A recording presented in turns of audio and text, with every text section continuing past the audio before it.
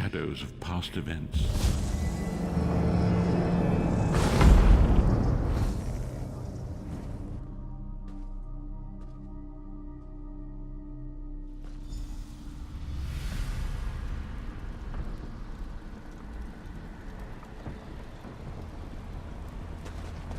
Follow me, Vestige, and learn of the events that precipitated our current crisis.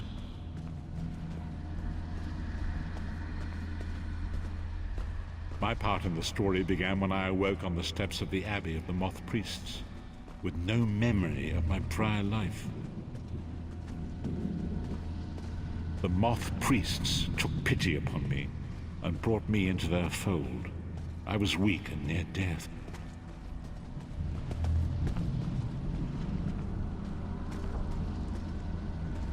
It was there I first set eyes upon the Elder Scrolls and devoted my life to their study.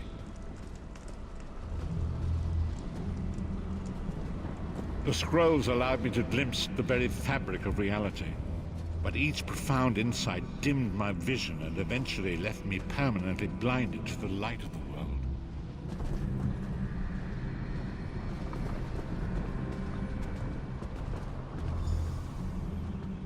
The prophecies of the Elder Scrolls are a fluid, living thing. They are not fixed. At many points throughout history, the actions of heroic mortals have rewritten them. I only know that you are important, Vestige.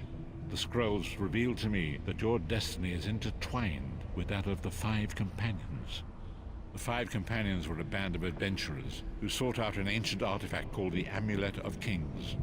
They hoped to use this artifact to persuade Akatosh, the Dragon God, to accept their leader as one of the Dragonborn. The Dragonborn are mortals destined for greatness, with the blood of the dragons in their veins. It is said that only a true Dragonborn can ignite the eternal dragon fires in the Imperial City. Baron Aquilarius, the son of Colovian Duke, who led a rebellion against the Emperor Leovic and took the crown himself. Alas, Varen was not truly a Dragonborn, as those who sit upon the ruby throne must be, in accordance with tradition. You have already heard enough babbling from this old blind fool. It is time you met the Five Companions yourself and witnessed their fate.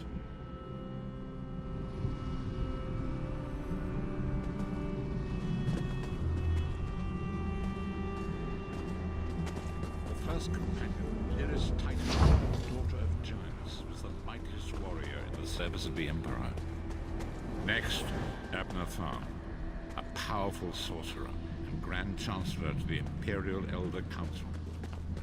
The Red Guard Swordmaster, Sai Sahan, leader of the Imperial Dragon Guard. The Imperial Emperor, Baron Aquilarius, who attempted to light the dragon fires and failed. And finally, Manamarco, the traitor, the King of Worms, a powerful necromancer, and your executioner.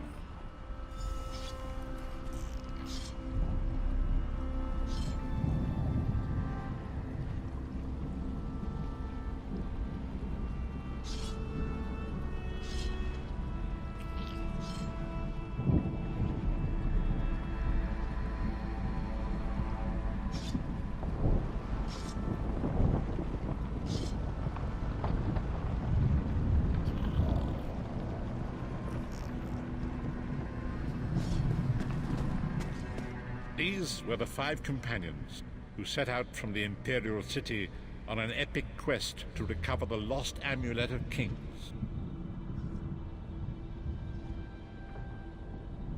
Menimarco convinced Varen that the amulet could be used to perform a ritual that would rekindle the dragon fires. He claimed this would please Akatosh and entice him to adopt Varen as one of the Dragonborn. By tradition, only the Dragonborn can lay claim to the Ruby Throne and rule as the one true Emperor by divine right. Varen conquered Cyrodiil and took the throne, but unless he became Dragonborn, he feared he'd always be thought of. Each of the Five Companions. You've already met Lyris. She's a Nord warrior from the frozen lands of Skyrim to the north, and it is said that her family lineage contains the blood of giants.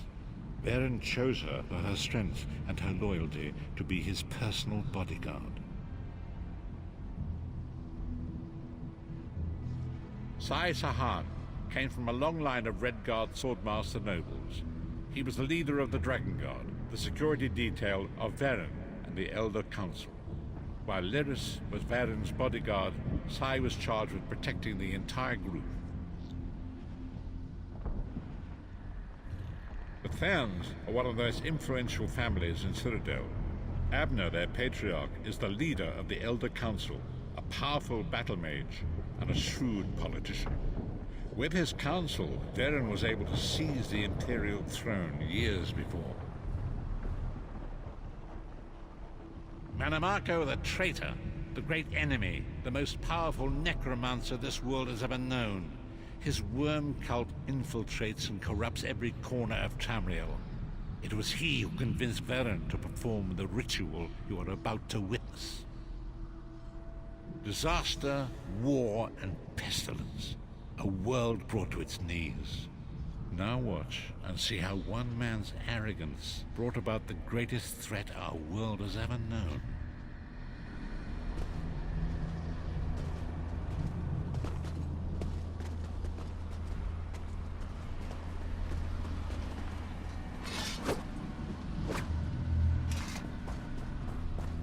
There it is. The Dragonfire Brazier. Manamako, you certain this will work? It will work, my liege. The Amulet of Kings will rekindle the dragon fires and ensure your rightful place as Emperor. You have my word. It better work, Manamako, or you'll find your neck at the business end of my axe. My lord, I wonder if you'd muzzle your half-giant pet. She really is annoying. Enough, both of you. We are here to ensure my lord's rightful claim to the Ruby Throne. Abner, begin the ritual. I have a destiny to fulfill. By the lighting of the dragon fires, I claim my rightful lineage. By the fires of creation, let me be reborn. By the will of Akatosh, I proclaim myself Dragonborn.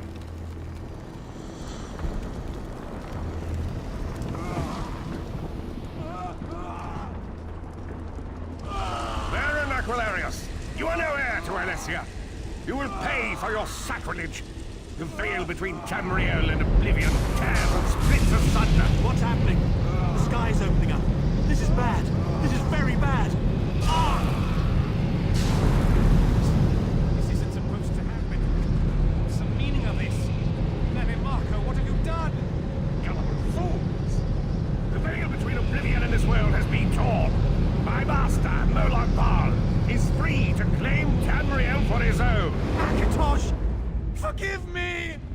Have mercy on our souls!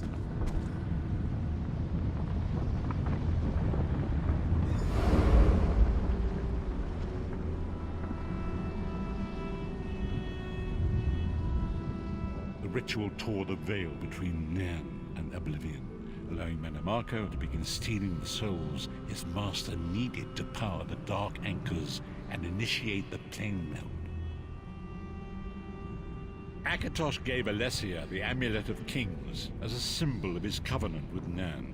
So long as the amulet remained in the care of Alessia's heirs and the dragon fires remained lit, Tamriel would be protected from the Daedra. Manamako tricked Varen into breaking the covenant, and the veil between Oblivion and Nan was torn. The Elder Scrolls named this event the Soul Burst. It gave Molag Bal the opportunity to disconnect the souls of Nan from their hosts.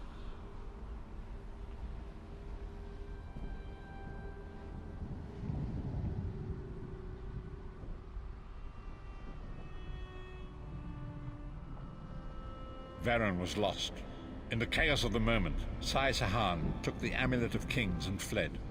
Lyris was captured by Manamako and delivered to Cold Harbor, the realm of Molag Bal.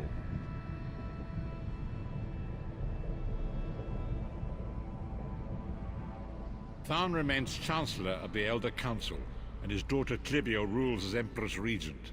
But the true power remains in the hands of Manamako and his worm cult.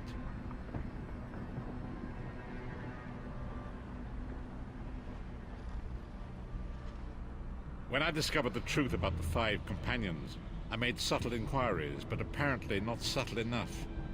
Manamako got word of my interests and abducted me.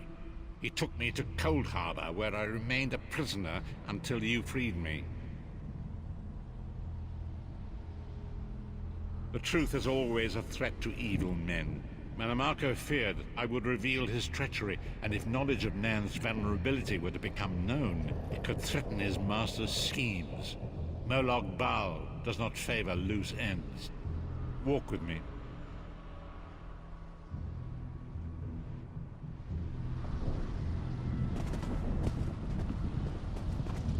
Long ago it was written, so long as the Amulet of Kings was borne by Alessia's heirs, Tamriel would be protected from the forces of oblivion.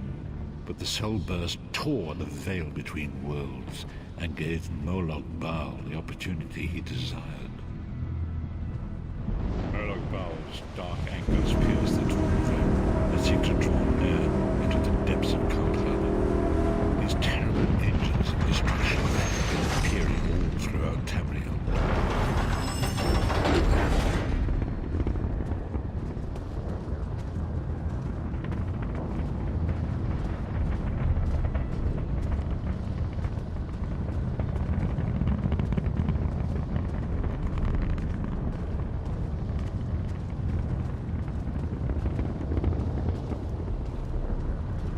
If the Lord of Brutality and Domination is successful, he will merge our world and his own in a terrible claim. Few will survive the ordeal, and those that do will be enslaved for all eternity.